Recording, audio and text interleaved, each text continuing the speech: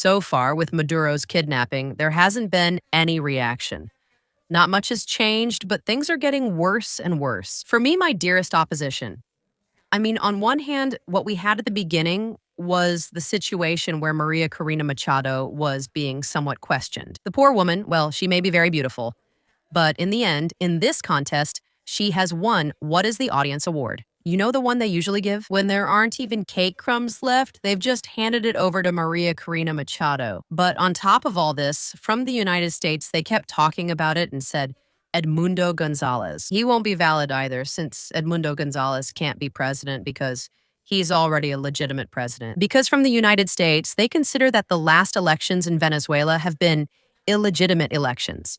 And so, since those are illegitimate, neither Maduro nor Edmundo Gonzalez is legitimate. No matter how much people believe that he actually won them, basically, it's not just that the Venezuelan opposition won't get anywhere. But now it turns out that what matters to the United States and Venezuela isn't even oil or democracy anymore. All they care about is putting the country in order and ending the chaos.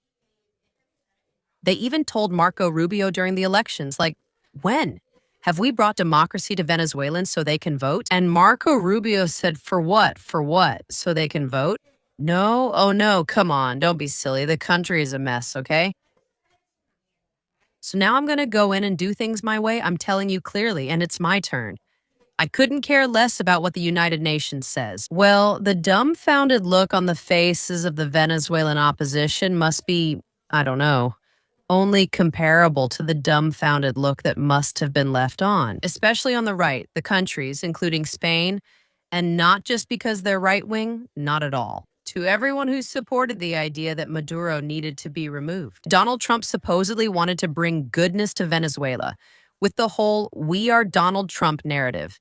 Everything presented as nice and good for Venezuela. Now, the leader of the party is left saying, well, the next thing is to remove Delcy Rodriguez.